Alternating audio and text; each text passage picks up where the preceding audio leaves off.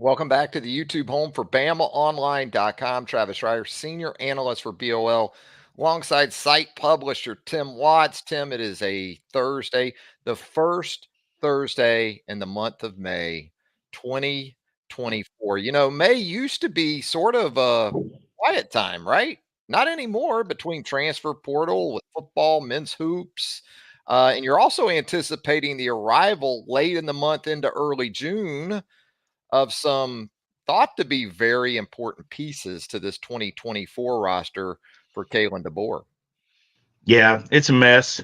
I always did the family vacation in May, never had much of a worry. Get back by camp June 1st.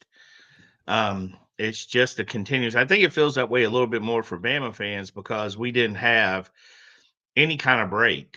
Like the third, we spent everybody else covering the school got a break. We had an extra 30 days in the portal. We had to deal with that on the heels of Nick Saban retiring, which if that wasn't, that was big enough. And then you have the extra portal window after the first portal window. You had a team that goes to the Final Four, so not all bad busy at all. Some good busy, but just a lot of happenings. What's up, Tex Tyder and everybody? Thanks for joining in. How about Tex Tyder checking in and he's got his Bama Online hat for his AV or whatever that's called, his I think it's avatar. I I think it's like more that, impressive. Tex. I think it's more impressive he's sneaking and doing this at work. Yeah, I think that's pretty impressive too. We That's just that's what he's we're looking for, and we he just appreciate gotta hold everyone out. He's gotta hold everyone out his checking boss's. in. Beth James checking Hello, Beth. in. Yeah. Jamie Bird checking in.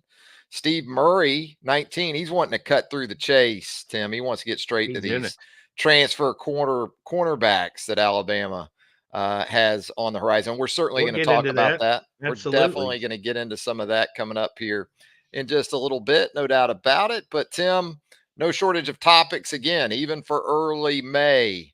Let's start with Alabama football because there has been news in the last few days as it relates to some departures at a specific position. Peyton Woodyard, the early enrollee as a member of the 2024 signing class, has entered the transfer portal with a no contact designation, which pretty Yeah. much tells you he knows where he's headed. And then Tony Yeah. Mitchell. It seems, and you've talked about this going back to Tony's recruitment, kind of a by the minute situation with Tony. And I know it takes the required paperwork to make things official, but it appears as if that's the case for Tony Mitchell as well.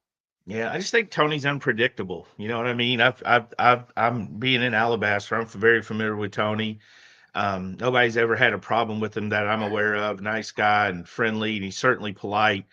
I just think that maybe emotional decisions. I mean, because if you remember, before the portal opened, it was rumored he was going in the portal, and Tony came out and said, "Cap." It wasn't true. He wasn't going in the portal. And then at the very last minute, he did sneak into the portal. With Peyton Woodyard, I've seen the discussion. Just general thought is we've seen the discussion about how hard the secondary was hit. But I mean, what position, if you had to guess, was going to be hit the hardest when Nick Saban retired? Just think it through. It's not even a tiny reach. It is the most obvious answer. It was never going to be place kickers or tight ends. It was always going to be the secondary. People came to play for Nick Saban. He was the secondary coach to a lot of these guys, a mentor. That was his position. So it's not surprising at all. But I think overall the late portal was pretty quiet, especially we heard all the hype, chaos, it's out of our hands. They went Bender on us from Breakfast Club, but it wasn't that bad. I mean, it's kind of what you expected. They didn't lose guys I mean, these weren't starters coming into next year. You obviously have your secondary set, and you also knew that there'd be some guys that just didn't fit in with what was going on. They didn't like the fit. Bama didn't like the fit, or however you want to look at it. I mean, we knew there would be some movement. Yeah, it's easy to look at system fit and a new staff and those things. But we say that and it's true, I think in some aspects as you outlined. But then you had some other early enrollees like Red Morgan, like Xavier Brown in that secondary seem to be fitting in pretty well. So there are always other things to take into consideration. No question relationships matter, especially as you talked about when you're talking about playing in the secondary for Nick Saban. And I think we're seeing that both ways, or we did in these first 5 months or so under Kalen DeBoer that there was going to be this two-way feeling out process. And I think this is sort of a culmination of all that. But to your point, I agree. Is in terms of departures and projecting guys that you would see as key integral parts, slam dunks in terms of contributors on offense and defense. Alabama seems to have weathered this April portal a little bit better than it was able to get through January. And especially when you consider Caden Proctor is back now in the fold. Yeah, I mean, it's almost like they forget everyone who's been added. I think and I think that's just human nature to focus on what's not in your glass rather than what's in your glass. But yeah, I mean, they got Keon Saab, they got some guys. I mean, if you look at just like overall the portal impact, they got a possible wide receiver one in Jeremy Bernard. I'm big fan of his. They got the number one center prospect in the portal. They got the number one offensive tackle prospect in the portal. I don't know where Keon Saabs falls in the secondary, but he's high up there. I haven't went through everybody there. So they've certainly got a lot of talent to come back in. I just think that when you look, you just kind of remember the ones who aren't with you when you've got a certain negative mentality when it comes to this. And I get it. I mean, it's not ideal, but it was never been ideal. I mean, 5 years ago there was issues, 10 years ago there was issues. There's always going to be something. We're just adjusting to these issues. But I tell you what the biggest thing for Bama fans were, I think, and for other schools, is that they thought Charles Woodson was going to be in this portal and he was coming to Bama. He's hitting the portal and he's coming that morning. Reggie White was coming. You had Andre Smith. You had all Tony these great. Baselli. Yeah. Will Johnson. I mean, we said it the first time. Will Johnson now, he started the rumor with his little tweet or alleged tweet. It could have been somebody else. Some people say it's fake, but Will was a legacy. He was a legacy. He's an All-American. He's a top 10 pick in the NFL draft based on some of the mocks. I don't think he was ever planning on leaving, and pulling Michigan. up from Yeah. Michigan. And also another thing you forget, like the NIL is so confusing. You think of NIL, if you love recruiting, you think of pay them money to play, right?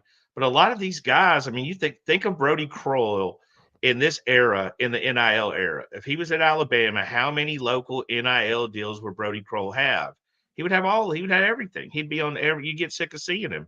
He would have something. Will Johnson's probably that version for Michigan with the alumni and everybody else using them, what the NIL was meant for. So, but I think it was built up so much how much talent was going to be in there. And I don't think in this round that was ever going to be the case. And again, I said this before, and I was like, you've got the Rowdy boys tied up. You got the SEC guys in handcuffs. They can't go SEC to SEC. Sure, they can go other places. But, a lot of kids that play in the SEC always say, I dreamed of playing in the SEC. They want to play, not just at their school they're at, but also the SEC. So when you put those handcuffs on them, they don't necessarily want to leave the SEC and go play in another conference. A lot of them want to be here. And at this stage, it's just it was watered down. It was much ado about nothing for the most part. Yeah, and so we talk about the departures: Peyton Woodyard, Tony Mitchell. It's a pretty extensive list on the back end if you do go back to January. But again, you're looking at an arrival in Cameron Howard from UNC Charlotte, 5'11", 190 pounds, from St. Francis Academy up there in the Baltimore area originally, Tim. Some Mhm. familiarity for Alabama with Chris Braswell, DeMarco Helms, Darian Dalcourt.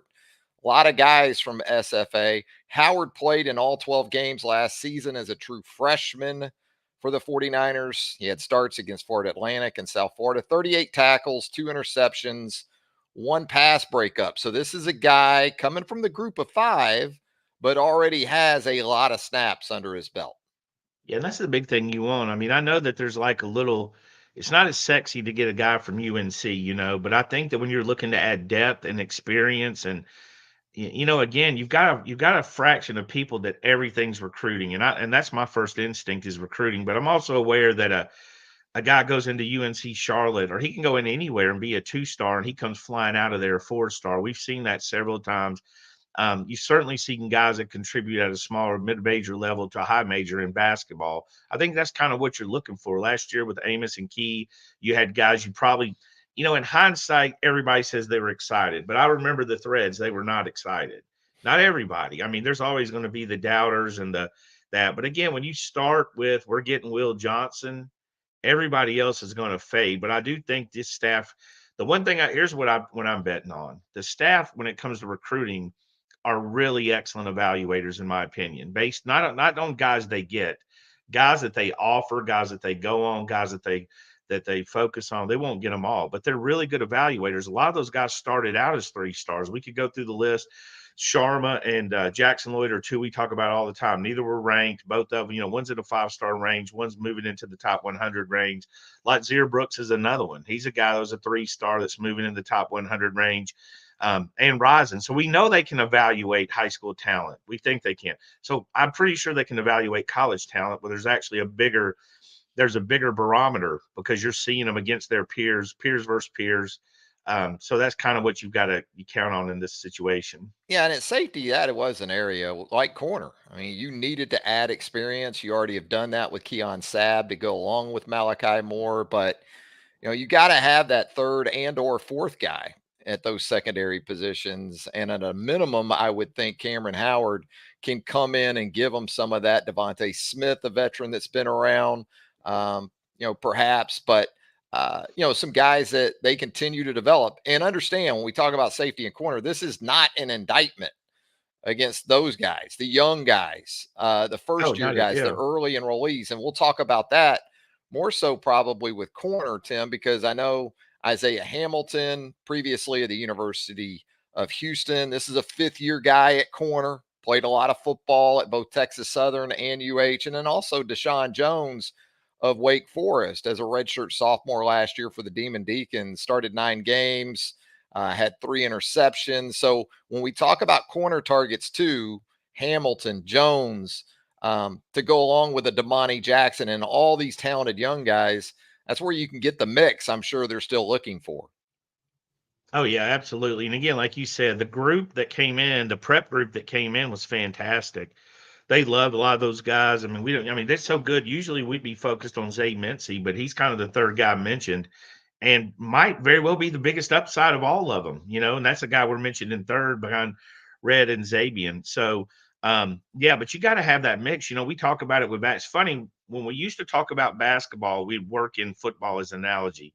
We're now talking about football working in basketball analogy. So, props to Nate Oates for changing up the game. But yeah, you have guys that come in. You want that experience. You want that age. You want that youthfulness. You want that old, that upside talent. You get all those guys to mix together. That's what a team should look like. That was certainly successful teams we saw growing up. So you don't want them all young. You don't want them all old. You want to kind of like a mix where they're learning and also competition. I mean, you want competition. I mean, you 1,000% want competition at every position. If you bring in a guy who's going to have a little attitude, I mean, you coming from UNC, you're coming from a small school, you're not coming here scared. You're coming here pretty confident that you can do your thing. If you're scared, you can stay where you were and be a big fish in a small pond. So I think they're getting the right guys in the right places, or they feel they're getting the right guys. And the funny thing to me is always the fan base. I mean, how many people scouted UNCC? I mean, where the heck? Like it always happens is like we have 7,000 people all over the world breaking down these games. I watch football all the time. I didn't know who he was. I had to look him up. Well, you know So this too, though. Some of the relationships precede like yes, UNCC. You've got a yes, coaching staff, you've got analysts, you got people that have recruited Baltimore maybe in the past, sure. Texas, like we're seeing with Isaiah. Well, Isaiah Hamilton of Houston, you know where he played high school football? Channel View High School, same high school as Jalen Hurts. I mean, yeah. there's Well, connections and parallels you can draw. That's how Alabama lost the Ed Woods guy. He went with the staff. He knew that first offer, I Yep. believe, that he had. That coach was the first to offer him. Now he's at Michigan State. So you're right. A lot of times they're going to be pre-established relationships that play a factor. And hey, this is not like recruiting where you have a year to get to know these people or 2 years to get to know coaches and build that relationship. This portal stuff, you're in and out. I mean, these things are happening pretty quick. Unless you're Big Cliff, the basketball guy, he's taking his sweet time. But everybody else is like moving it along pretty quick. Yeah, we'll have some cliff notes, we'll call it, coming up here There's in been a just a little lot of bit. there's been a lot of puns with Clifford. So Big Cliff. Hey, and you know what else? I think we're getting to the point too where if you're recruiting and evaluating all of these guys out of high school, you might look at a Cameron Howard and say, it's not no, it's just not right now. And maybe we keep an eye on this guy if he goes to a UNC Charlotte. And if he hits the portal, we've already established that relationship. We have an early evaluation on him, so we know the progress he's made. And again, it's just not entirely new. You got these staffs recruiting these guys with that portal, I think, more in mind than ever before. So talk to us, Tim, about Isaiah Hamilton, the Houston transfer, and Deshaun Jones, the Wake Forest transfer.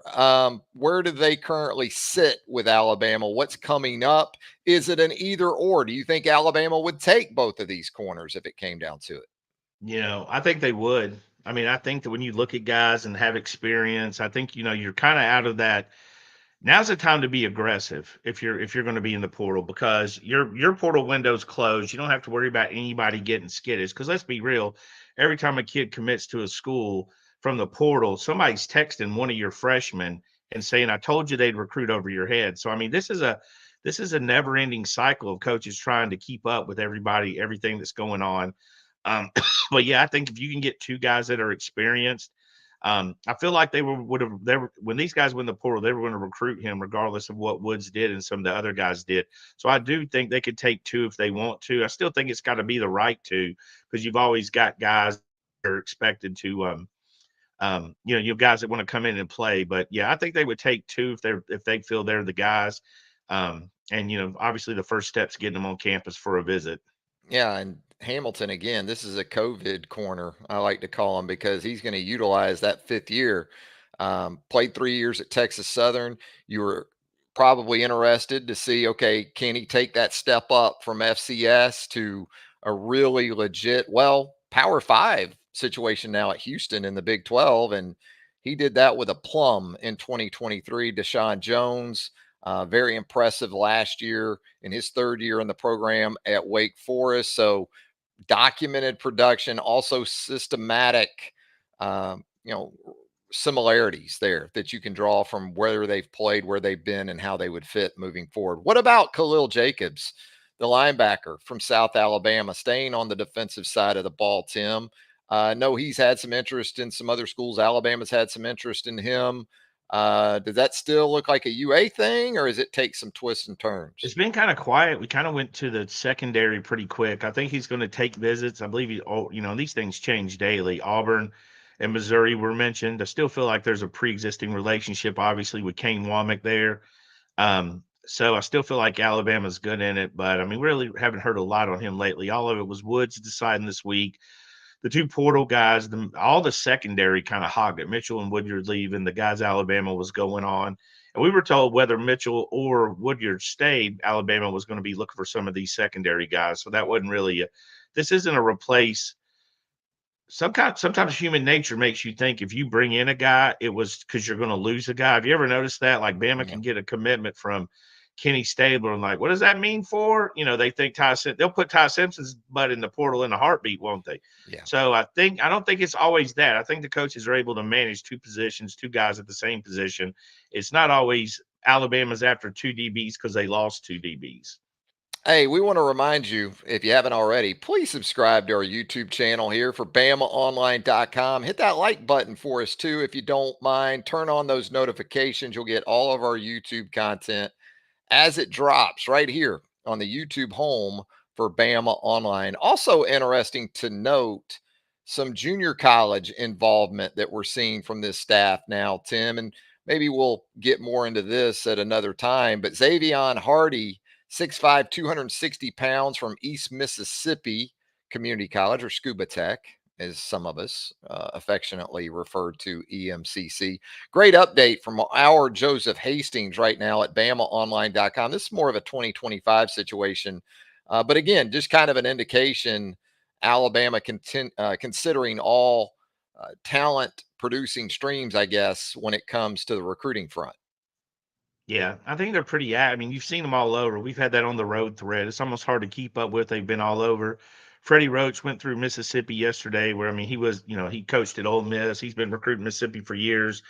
It's interesting with this staff. If you really notice, they're kind of doing a combination of area recruiting and position recruiting. Now, my theory is they're going to end up area recruiting for the most part. But in the first year, you come with all those relationships. So you really are more about one-on-one. with a lot of these guys, like Zero Brooks, guys you knew from before in the past, and obviously, again, Jackson Lloyd, a guy Courtney Morgan's been involved with. So you don't really have, you still have areas. So you want to pave the way for the area. Freddie Roach's guy's been in the South. Robert Gillespie's been in the South. So they're going to, Christian Robinson, they're going to hit those schools and keep everything fresh because you got to go by. You don't want to miss a school. That's like missing a handshake. So I do see a lot of one-on-ones, but I do expect it to be a little bit more regional as we go forward, area where they're hitting these schools. But Freddie, Christian Robinson have been busy on the road, Robert Gillespie. And we've seen others in groups going out to see, out to the West Coast. Very busy, very active. Those guys, it's hard for us to gripe. Those guys really haven't had a break at all at this stage. They really haven't. And a lot of great coverage right there at BamaOnLine.com for you, Joseph Hastings, Tim, Andrew Bone with a tremendous overview of some transfer portal stuff that has happened and continues to unfold. It's all right there with us at BamaOnline.com.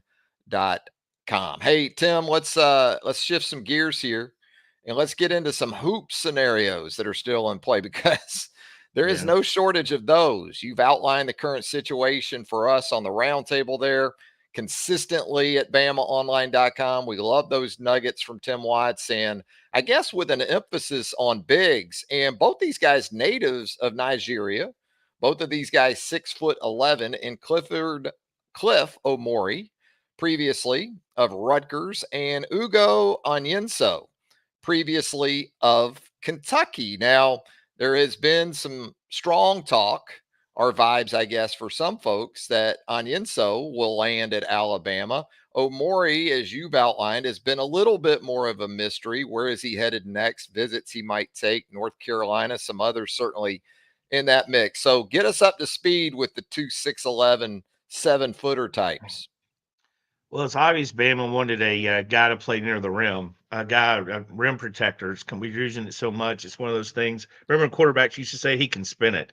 We're now saying rim protector a lot, but it's true. They want a guy that can help protect Grant. You got Aiden Sherrill coming in, again, the forgotten man, but true freshman is going to be kind of have that baby giraffe vibe where he's getting stronger, getting big, but dude's got a lot of tools. He's extremely long. He's got good timing. He's going to affect a lot of shots around the rim. So you want to get that guy that's kind of has the experience that can come in and help you right away. And again, free Grant up to play the floor because as we've discussed, Grant had to kind of take one for the team, kind of push him out of his element a little bit with Bediako leaving so late. But right now, Cliff, the last word, which again can change at any moment, is he's taking his visit to North Carolina. He's been to Alabama, in and out, very businesslike. Came in late, spent a full day, left early the next day. From Alabama. He's taken a couple of other visits. He went to Kansas State, Georgetown. Only schools we're really hearing about now are Kansas State, Alabama, and North Carolina. So it's supposed to be his last visit to North Carolina. Preston Murphy, the Alabama coach recruiting him, has kept the Twitter on their toes with he's had a lot of fun. Now, I will say, I think a lot because we've never really seen him tweet a lot like that. A lot of them took it as commitment tweets, but I've never seen an Alabama coach give away a commitment. I think it's just his recruiting effort and showing how excited he is. And the visit went good, but battling. They're going to get a big, in my opinion. They're going to get that big, which is the final piece outside of Sears. So we're kind of whittled that down. You wanted lead guards. You got a transfer. You got a highly recruited prep player. You wanted to get your shooters. You got that Mallette, Youngblood, experienced guys. So you kind of see them chip all the way down to where two pieces, a rim protector and Mark Sears. Mark Sears is out of your hands. That's just going to be, how does he play in the NBA camps? How well does he do? I mean, we know his limitations. We know he's not a lead guard necessarily. We know he's kind of on the short side for the NBA to be a shooting guard. But we also know his positives. He's clutch. He has no fear, and he can shoot the basketball. And I've never felt that, in baseball, they say if you can hit, you can play. You can be 400 pounds or 130 pounds. You can be 6'11" or 5'3". If you can hit, they're going to find a place for you on a baseball field. I feel the same about basketball. If you can shoot, somebody's putting you on that floor. So if you can shoot now, we're just going to see if the NBA is ready to do it now. The benefits, the guarantees he gets. I mean, there's a lot to go through. It's probably a pretty exciting time for him. And Jaron Stevenson, who jumped into the portal and kind of I In the don't. It did. draft, not the portal. Yeah. Yeah, I'm so portal. I'm portal. Maybe You it's not portaled say up. portal. Yeah, I mean it's the NBA portal. So Yeah. The NBA, he can come back. He The can potential stay in. portal. Yeah. Yeah, but he's those two guys probably a pretty exciting time to see where you stand. You get a lot of feedback. It's a good experience Why too. wouldn't you do it? I You mean, get a taste of the NBA life to some yeah. degree. Just because you're going to be on the floor. Say what you want. But you're going to be on the floor with a bunch of guys you're going to be watching in the NBA regardless. So you have that experience for yourself no matter what. I think it's interesting with the bigs because if it is Omori or if it is Onyenso, and you're able to really get quality minutes out of one of those guys, as you said, then you're freed up to play Grant at the 4. And it also could impact Jaron Stevenson because if you can play Nelson at the 4 instead of the 5, you can play Jaron more at the 3, right? Instead of the 4. So Oh, yeah, absolutely. The rotation options with this team, and you think again, it's about the still size with this team potentially, yes, what we're that's talking about. yes. I mean, Grant at the 4 changes a lot of things because that means 6'11". you got a big, real big ahead of Grant. So that tells you your five's taken care of. You got size on the wings. You got guards that can play, guards that can get out there. You got guards that can push the ball up the floor. I mean, Alabama, the thing about basketball, when you and I were growing up, old heads, it was a point guard. Isaiah Thomas took the basketball out of bounds. He brought it up the floor. Magic Johnson took it out of bounds. That's no more. I mean, you see everybody. I mean, I saw Brooke Lopez dribble the ball up the floor the other day. Mhm. That is unlikely as me bringing it up the floor. I mean, if you get it, because nobody's pressing you, nobody's slapping the floor, and they're just getting back in their half court set. So Alabama kind of plays that way. But where it helps is when you've got a facilitator to free up Mark Sears on the wing. That's what it helps. Instead of Mark trying to free up Mark, you push that ball up the floor because you see what happens when you push when you get in that paint, somebody's standing open on a wing. I mean, somebody's standing open. I mean, it's kind of the new dish and drive. You get in the lane and figure out if anybody's open. So, but it's good to have a guy that can push in. And also Aiden and LeBaron, both of the lead guards can shoot the ball. So it's not Mhm. like, it's not as simple as like with Bradley at Alabama, who I thought was going to be a really good lead guard. He didn't really shoot it as well as you thought he would have. So these guys they do have the shooter's potential.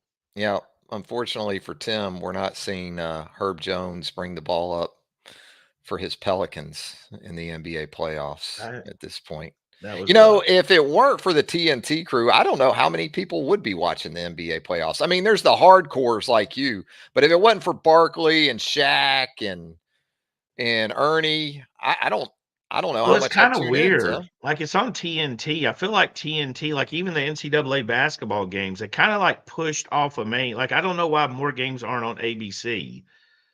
Like, I don't understand why we've got them like, on all ABC, these ESPN. they're Yeah. not yeah, they're not I mean, a lot of these are TNT exclusive. I mean, Barkley's going nuts on there. Barkley's fantastic, and he'll say his piece. I mean, the playoffs have been erratic. I mean, you had a lot of blowouts. I mean, last night you had the Mavericks Oof. blowing out the Clippers at home after the Clippers with a huge win. Boston, Miami. Yeah, Oof. the night before. Yeah, I mean, that's part of the problems in the first round of the playoffs are the teams that are missing their Zion or their Jimmy Butler. I mean, they're at a huge disadvantage because they're already coming in as a low seed. I Mhm. mean, both you look at Jimmy Butler and Zion are out. They're both playing the one seeds. So That's not gonna yeah, work. no, That's but the not gonna playoffs will work. get better because we'll get to the next round. I mean, um, we're already at rounds now that are going to be much more exciting than the ones we saw. I mean, anytime you've got those, those 1-8s going and get it, going against each other, you got the chance for a blowout. But I mean, we're about to get some real basketball here. The West is about to pick it up in About to these pick it next. up. The I mean, varsity I mean, conference. seriously, you've got the I Timberwolves know. and the Nuggets, the defending champion versus Ant, who is going to be that next in line of, you Mhm. went kind of like, I'm probably missing a guy. You went Dr. J, you went Michael. Supermax. Yeah. Yeah, you went Michael, you went Kobe, you went LeBron. Who's next? Those guys He are the looks like it. type. They're the 6'6" small forward. So you got that versus the Nuggets. So we're picking it up. Picking it up, and the dust has pretty much settled from the 2024 NFL draft. We talked about this one a little bit earlier in the week as far as Alabama's top overall draft pick for next year's draft. Way too early. The mocks are already coming out. The first round mocks for a year from now. And I wanted to ask you, Tim, top three 2025, way too early NFL draft prospects for the Alabama Crimson Tide. Again, we hit on some of these earlier in the week, seeing some of these first round mocks. It's not overly saturated with Alabama guys. And even the guys that are in some of these mocks, it's not top 10 ish. It's more mid to late first round. So give me your three if we had to pick right now, Tim. Well, the mocks are so hard. If you go through the history of I mean, it was 2 years ago or so where Jake Fromm was the number one pick in the draft. Remember, I said, like, get the hell out of here. Like, I'm surprised he held on to his job at Georgia. I thought Justin Fields was going to push him for that. You see that every year. There's kind of that hot guy. With Bama, it's not as certainty because you don't have your offensive tackle, you don't have your cornerback. But I think Booker, interior guys, going to have a lot of respect. And the NFL drafts change where those guys, I kind of feel like the year Warmack went and the kid from North Carolina, they put those interior guys up in that top 10.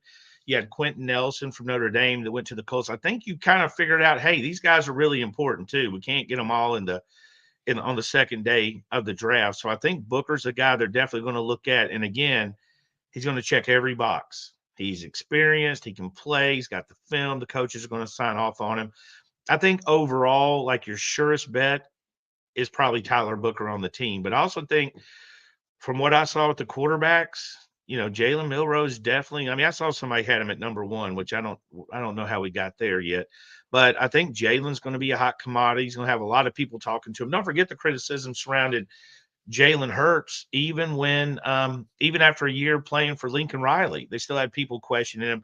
And I think Jeremy Bernard, I've stated my case. I think he's going to has a chance to be wide receiver one. They had a great history. I think the coaches like him. We saw what he could do in A-Day. It was pretty easy in A-Day, wasn't it? He looked pretty easy out there running around. Z Franks 94 in the comments here with the question: if Jalen continues to improve at the rate he did during the season last year, is it enough to surpass guys like Ewers or Beck? I saw him on the same field with Beck last season, and I didn't notice a big drop off from Beck to Jalen. If anything, Jalen looked maybe a little more comfortable on that stage and in that moment. Now we can talk about the national or the national semifinal and those things too. I think that stretch kind of indicative though of what Z Franks is talking about here. Can Jalen reach that level of consistency? I don't think self-confidence is an issue with Jalen. I just saw 6 quarterbacks go in the first 12 picks too, Tim. And a couple of those, I would argue, surprised me. Maybe not so much they went first round, but as you've talked about, you either go early or you go late in the first as a quarterback. And they all went early last Thursday night. If there's ever a year to be in the situation where Jalen is, I mean, Deion Sanders, there's no guarantee Shedeur Sanders is going top 5. There's no guarantee Ewers. Heck, half Deion of Texas said he's a slam dunk. Deion said it's done. I don't know. Sometimes you slam dunk and you get no. Get the rim, get hung on the rim a little you bit. run into the Kimbe Mutombo. No. So, I mean, I don't think the Twitter stuff's helping at all. But so you got Ewers with question marks. You got Jalen with question marks. You got Beck with Beck's solid, but none of these guys are spectacular right now. That's the thing. Like, I think Texas fans, if you replaced Ewers with Arch Manning, they'd go nuts. I think they're all for it. I think all those quarterbacks have some, unlike last year where, you had small checks. Penix, what's his medicals look like? He's a little bit older. Caleb was a nut lock going to go in that top 5. Drake May, how well does he spend his decision making? But there was no doubt Drake May physically was an NFL quarterback. There was no doubt Penix was an NFL quarterback physically. When you look at those guys, you don't see a Caleb Williams for next year. No.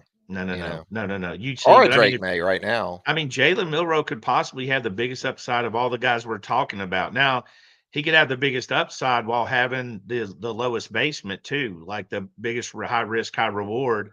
But Ewers is going to have a lot going for him as far as that. But Ewers isn't going to have great size. He's had questionable decision makings. He's been injured. Carson Beck, again, solid, not spectacular. This quarterback group after last year's, and another reason why everybody was jumping up to grab him was probably this group coming up. There was so much uncertainty. But I will say, 8 months from now, we'll know a lot more about these quarterbacks. All of them could be improved.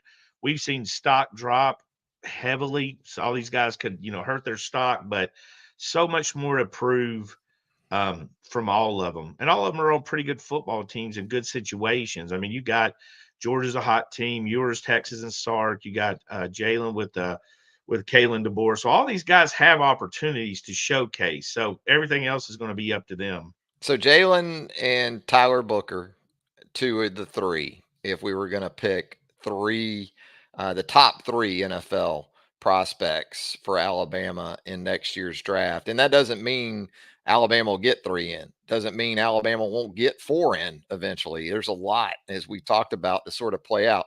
So you're high on Jeremy Bernard. We talked about that early in the week as one of those potential guys, I guess. And really, when you look at it, between Jeremy Bernard, Damani Jackson, who will be draft eligible, Keon Sabb coming in from Michigan. That's a good one. Yeah, It that could could be be a good it could one. be a transfer that's in that group of three, an incoming transfer.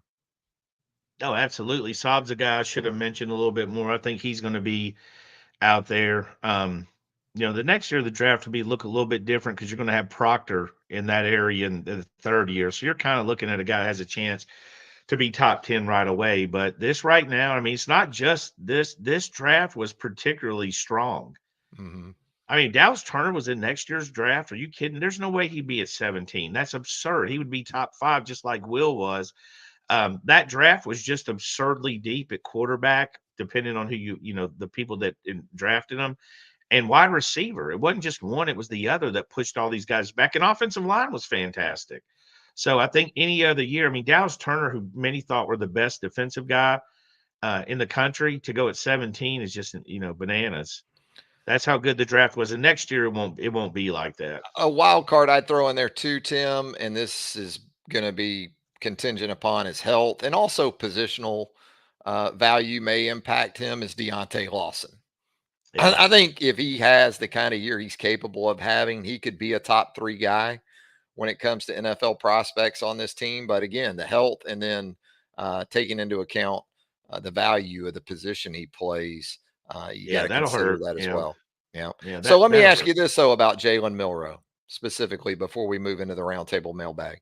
Does Mhm. Jalen Milroe need to have a first round pick kind of season for Alabama to get where it wants to go? Or could he, have a solid season, but maybe it's not exactly, um, doesn't translate to slam dunk first round pick? Can Alabama still get there if he has a season, let's say, like he had last year, or does it have to be better? Well, if you look, I mean, I don't know of anybody that thought Penix was going in the first round, so I think that, he obviously put up a big year. Washington had a ton of success. I don't think Jalen has to be perfect for himself. I think Jalen has to be improved for himself. And I think he has to limit his mistakes and be crisper, throw the ball earlier for Alabama to be good. But I mean, that's what that whole scheme's going to be, get that ball out of there. You know what I Mhm. mean? There's not going to be a whole lot of thinking. It's basically like, and Jalen Hurts was that way, one read and run. You know what I mean? So I think that could be the situation with Jalen. But I do he for the Alabama to be in the college football playoffs, I think he's going to have to be 7 out of 10 or better on the scale of being a quarterback. Let's get into, I know you're ready to get into that roundtable mailbag. There it is. Let's start with our guy PC3, who says, I've been hectoring Tim Watts for a re-ranking of the 2021, Yeah. 2022, 2023, and 2024 signing classes. I don't know if y'all already assigned this to someone on your internal Slack. How did PC3 know about our Slack, Tim? But I reckon you two could take the classes 1 week at a time. PC3 wanting a re-ranking of the I last want four to do classes. it, but there's never time. I mean, there's going to be time. You know what I Tell mean? the Like, portal to chill. yeah, I mean, like it just now closed, and now we're still covering the portal for basketball Yeah. and football. We definitely want to do that. That's more of a summer Yeah. adventure, Used to be a probably. summer thing. Yeah, I mean, like we use Used to be a that's the stuff. May through That's how July. we got through the summer with stuff like that. I So used to now, yeah, stress more from May through July, Tim, because we didn't have stuff. We couldn't come up with stuff. It was tough to come up with stuff. Now we got news every day, seems yeah. like. Yeah, Yeah, we'll get to it. It's not yeah. something we forgot. It's just, I mean, No, it is we, fascinating. yeah, we'd love to see how it turned out. Tide Hashira here in the mailbag. Do y'all think Kalen DeBoer has done more interviews before coaching an actual game than Saban did in 17 years coaching here? Also, he wants to know boneless or bone in wings. Well, boneless, there's no such thing as a boneless wing. If it doesn't have a bone in it, Tim, it's not a wing. I mean, that's a True. chicken tender, basically, is what we're talking about, Tide Hashira. Yeah, I will do the boneless with when I have it on a salad. I don't feel like wrestling with it. That's a Sometimes I tender. just want to throw it on something and put it in a bowl and Always bone in, man. That's where the flavor's at. absolutely, That's the flavor. absolutely. What about Kalen DeBoer? He has, man. He has done a ton, and not just talking about the typical media opportunities after a practice or after a scrimmage or after a day. He has put himself out there. So I don't know if it's more to this point than Saban did of those kind of sit downs. And Saban had his guy or gal or two, that he would talk to with ESPN or, Hmm. maybe another outlet. That was it. But Kalen's been prolific on the interview trail. There's no doubt about it. Bama Hudson in the Round Table Mailbag, Tim. Alabama has two great road games this season against Wisconsin and Oklahoma. How would you rank them in terms of environment, and which would you be more excited to attend? Seems like the mailbag thread is the only one I'm able to be serious in. Laugh out That's loud. Thanks, fellas. We appreciate it, Bama Hudson. So you can go to Camp Randall in Madison for Alabama, Wisconsin, Tim, in September, or you can go to Norman, Oklahoma in late November. Which is your choice there, those two I'd go to races? Madison. I've Yeah. never been up that part. I would go there. Certainly not going there when it's cold. I mean, that's I've seen a Packers game to know about the time of year I don't want to Mhm. be there. So November's would be, of course, it's in Oklahoma, but it'd be warmer there. I don't know. I don't desire to see Oklahoma. It's nothing personal. I've been Now, to Texas.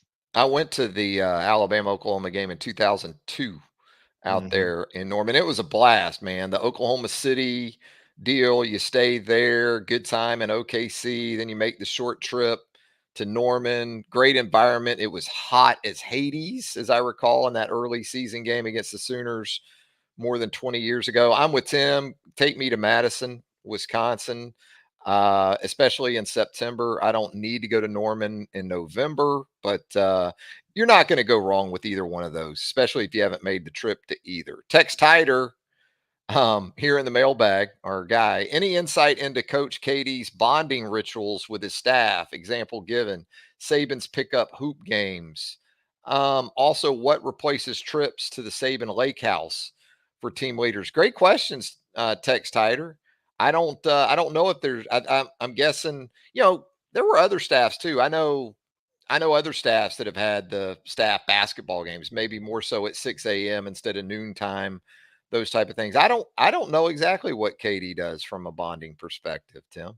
I don't know if he's probably had much time to bond, really. You know what I mean? I mean, I'm sure he's now getting to know all the guys, but I don't know. Pickup basketball has I don't know. That's a good thing. I don't know. I think we'll find more about that. I mean, it took a minute to find out what Saban's hobbies were. I mean, he hid them from us. We Mhm. didn't know he was dancing like Travolta every time he went out. You know, the basketball games were quiet. We just had players allude to them from time to time. So we'll find. Yeah, that's a good question. We'll find out. Yeah, and as far as like the lake house and Lake Tuscaloosa for team leaders and newcomers and things like that, I don't even know if Kalen DeBoer's permanent living situation has been established, because since this guy has hit Tuscaloosa, it's been busy. It's been work, recruiting, staff building, portal, spring practice. Wow.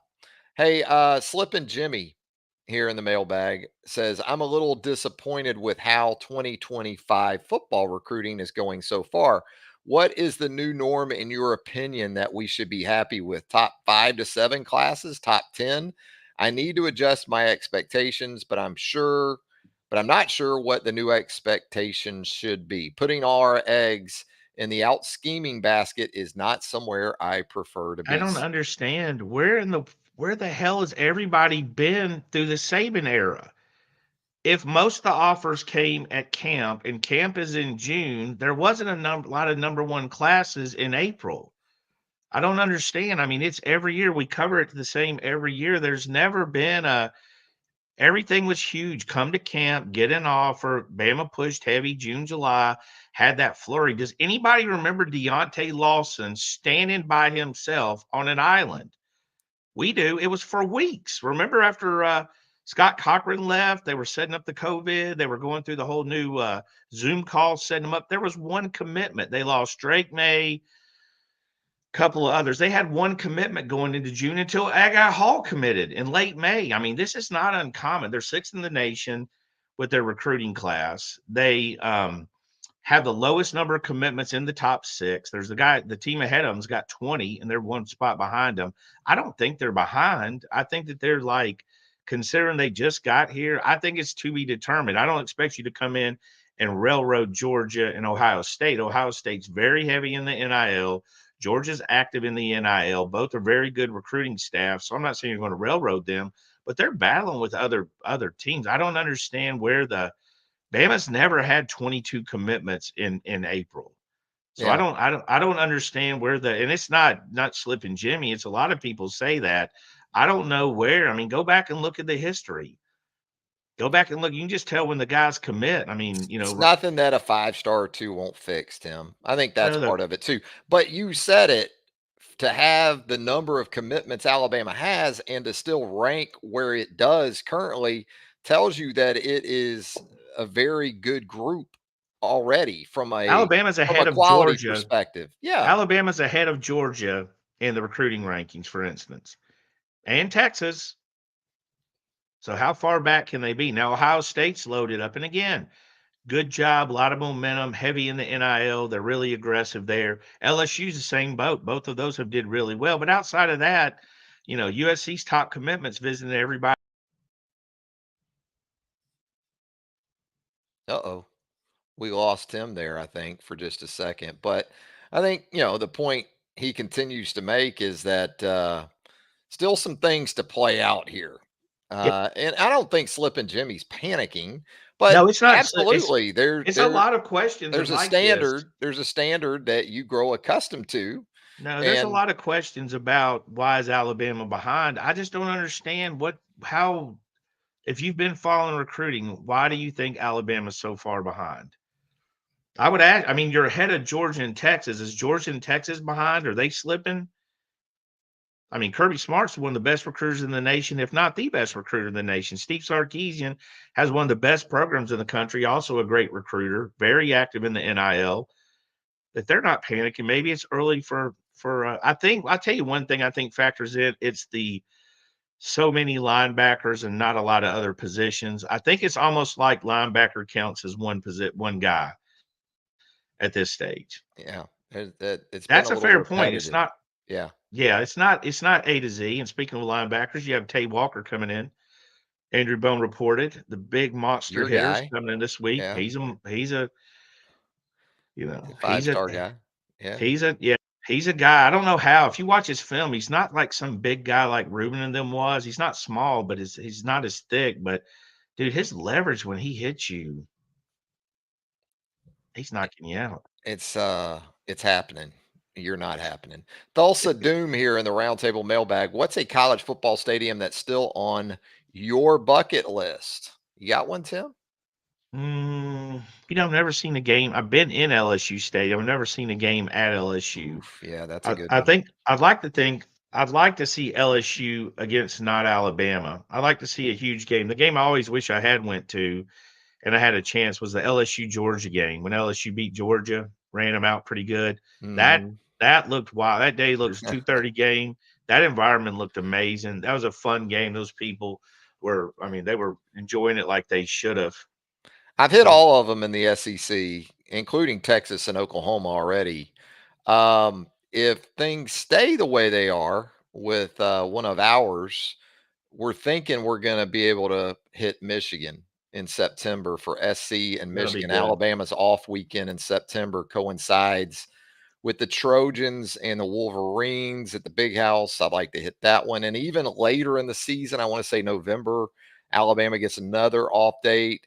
University of Washington, Husky Stadium, right there on the lake in Seattle, has always looked pretty cool. I've been there. I haven't been to a game there, so those are a couple I wouldn't mind checking off, maybe even in 2024. Bruno 76 here in the mailbag. My fear is Bama is not going to slip up on teams, so trying to devise plans to outplay teams is a slippery slope. It is still all about the Jims and Joes. Yeah, Bruno, we pretty much, I think, Tim just covered that with Slip and Jimmy. That's a recruiting concern that we'll see in time. What else do we have here? Big 25 asking about cornerback and safety targets in the portal. We're pretty much up to speed on what we know at this point based on what we talked about earlier, right, Tim, as far as corner and safety targets? Yeah, for the next team that it is, you still have guys coming in for that class. They're still recruiting. So, Right. Dijon Lee's a guy obviously that's pretty high up there. They've had a relationship with battling Georgia. Gotcha. Um,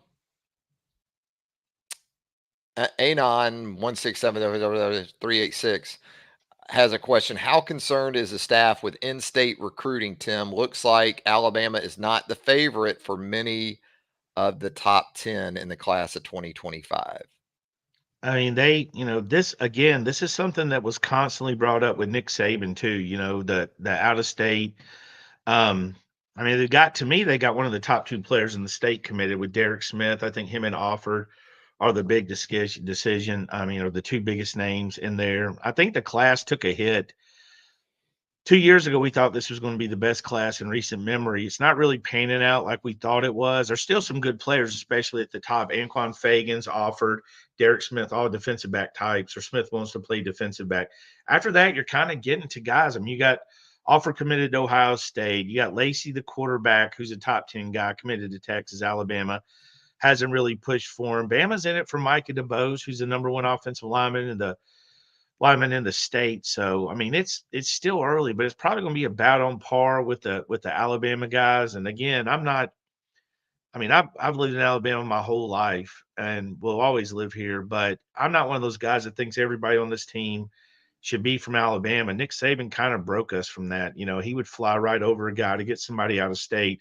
I think you just want the best players, and they're recruiting the best players. They're recruiting Offered, committed to Ohio State. And again, Ohio State is extremely good recruiting staff. They got a lot of momentum, and they're heavy in the NIL, and that played a big factor in his decision. But Alabama's still, working him there. As we continue through the mailbag, want to remind you, if you haven't subscribed to our YouTube channel, we certainly hope you'll do that. Hit that subscribe button.